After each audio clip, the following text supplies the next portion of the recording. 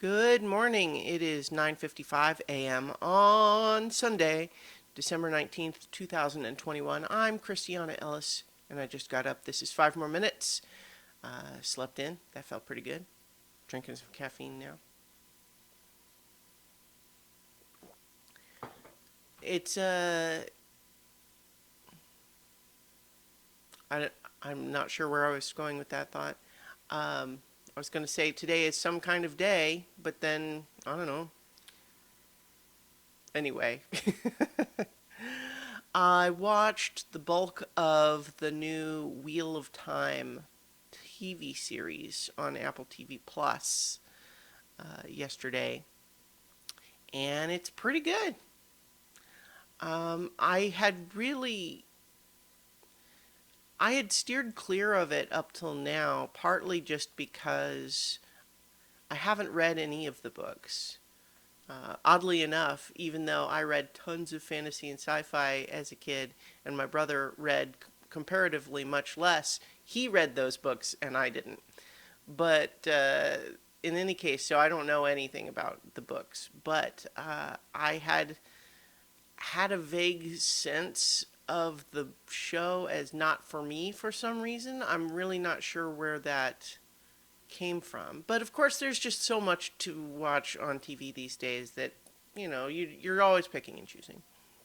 But in any case, several people whose opinions I trust in the last couple of weeks have started to say, hey, this new Wheel of Time show is pretty good, huh? And I'm like, okay, well, I'll check it out. Sure enough, you know what? It's pretty good. I think, especially in the first couple of episodes, there's a handful of things that feel very Lord of the Ringsy, and my understanding is that that's true of the book too.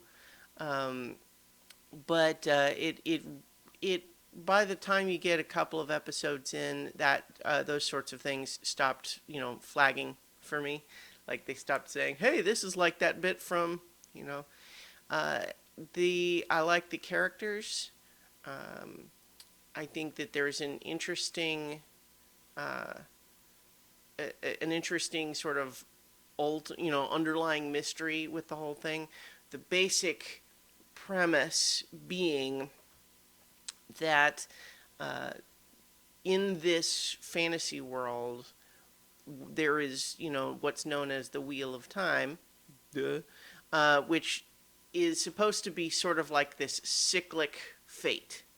That souls, when someone dies, are eventually returned back into the world, and things happen in a repeated way, but not necessarily exactly going the same each time.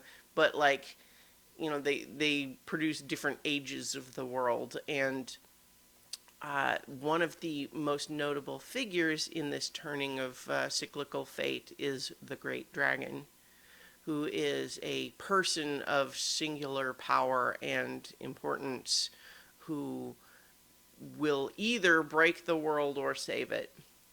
And what we have at the beginning of this story is that we have a woman who is one of the Aes Sedai, who is like this order of all women wizards, and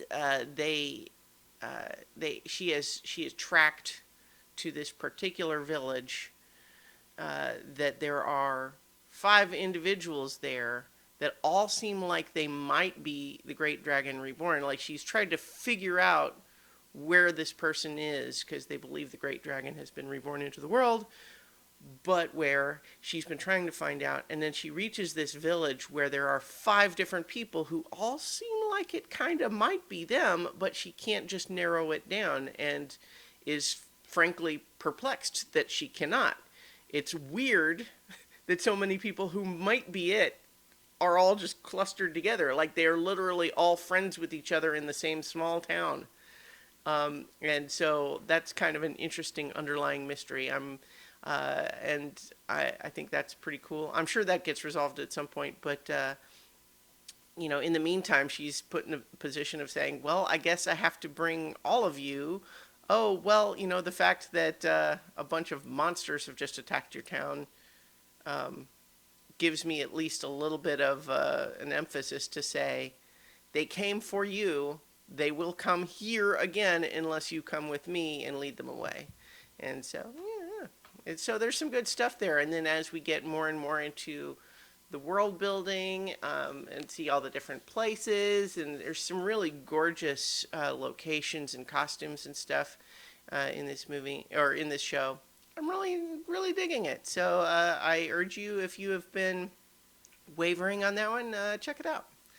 So in the meantime, I'll leave it there and talk to you all tomorrow for 5 more minutes. Oh, Mike and I are planning this evening to do our next Watching 100 Movies, where we're talking all about Christmas movies, and in particular Christmas adjacent movies compared to Christmas emphatic central movies. Like, so we talked about we're talking about Miracle on 34th Street and A Christmas Story as movies that are very centrally about Christmas, versus Die Hard and Love Actually, which are movies that just take place at Christmas and aren't necessarily about Christmas. So we'll do that, and in the meantime, I'll talk to you all tomorrow for 5 more minutes.